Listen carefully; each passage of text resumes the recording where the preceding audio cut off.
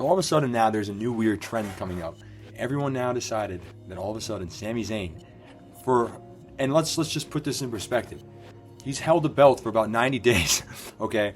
Sami Zayn, the guy who's held his title, his Intercontinental Championship, remember he beat Gunther at WrestleMania in I kind of was surprised, but maybe not everyone was, in an underdog story type win to win the Intercontinental title at WrestleMania 40 on night 1. Everyone is calling him Sami Hogan. This is the newest trend. You can go on you go on the IWCs, you go on Twitter, Reddit, whatever the hell you want, whatever you use, YouTube, and all of a sudden you just go on there and you're gonna find plenty of people referring to Sami Zayn as Sami Hogan, and referring to Sami Zayn and his booking as Sami Hogan, or as Hulk Hogan type booking. And if you don't know what that is, it's pretty much Hulk Hogan doesn't put anyone over. Historically, he never put anyone over. He dominantly won every match, and he constantly held his titles and never lost. All right, so that's the premise of it. Other people get this label. Mercedes Moné gets this label too, and it's pretty funny. Of all the people we could possibly pin this label to, it went to Sami Zayn. It's horrible. That's pretty egregious when you think about it. Sami Zayn has had the title for 3 months, if you didn't know. That's it. He's quite literally had the title for 3 months, maybe almost 100 days now. That right there is not a long title reign, and nor have the people he's beaten been justified enough to the point where it's like he should lose the title, or where he should be called Sami Hogan, or as if the people he's lost to are just that good that Sami Zayn needs to be booked poorly and needs to lose the title. Look, in WWE, it's pretty hard to have any good baby faces in general. It's pretty hard to have good babyface champions. And it's pretty hard to book babyface champions because you kind of get sick of seeing them win. But in Sami Zayn's case, his title reign has been excellent. He's been able to hold... So this is the first time in a long time where a babyface champion is actually able to hold the title and make the losers, make his competitors actually over with the crowd, put them over, more over than him. Chad Gable right now is far more over. Or he was far more over at least during their feud with the crowd as a heel.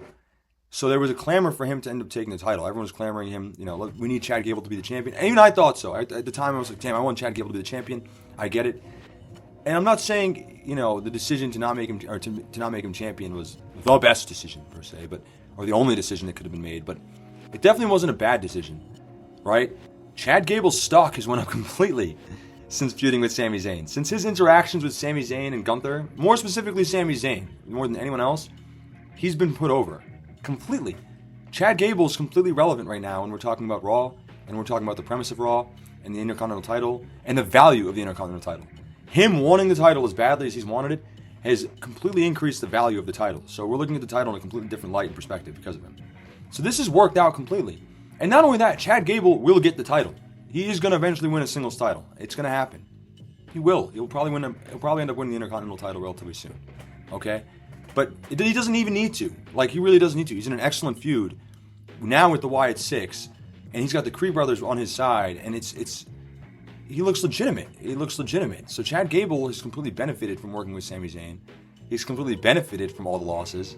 And like I said, he could have won. You could have told this story completely differently, but Chad Gable not winning it didn't hurt him. It improved him. It improved his stock. It quite literally improved his stock. Him losing and getting that many high-profile matches against Sami Zayn, big matches that we all thought that he was going to win, that were very unpredictable matches, let's be honest, and unpredictable outcomes, those matches and those outcomes ended up benefiting Chad Gable. Chad Gable right now is incredibly relevant. He has a very, very, very major role in Monday Night Raw and what happens on Monday Night Raw. So you look stupid arguing that. It sounds pretty fucking stupid to argue that Sami Zayn is Sami Hogan right now, or no way, that doesn't make sense. So let's use the second competitor now. It's Braun Breaker. Him losing to Braun Breaker was shocking.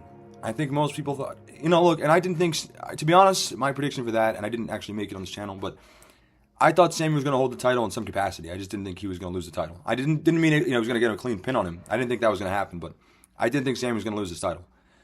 This story is excellent. And the way they're pushing Braun Breaker now, the way they're promoting Braun Breaker, him losing to Sami Zayn that night did not affect him. It doesn't affect him at all. Because WWE has no plans to book him like Goldberg, okay?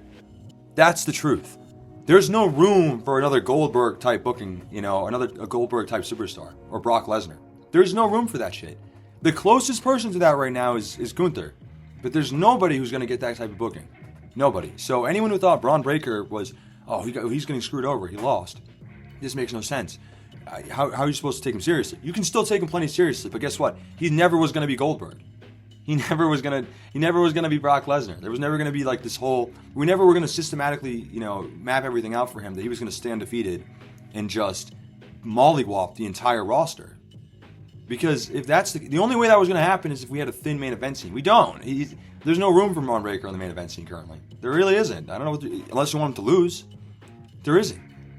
Okay, so they're doing the best they can do with Braun Breaker, and not letting him just squash Sami Zayn, which would have been horrible because you have to protect the character.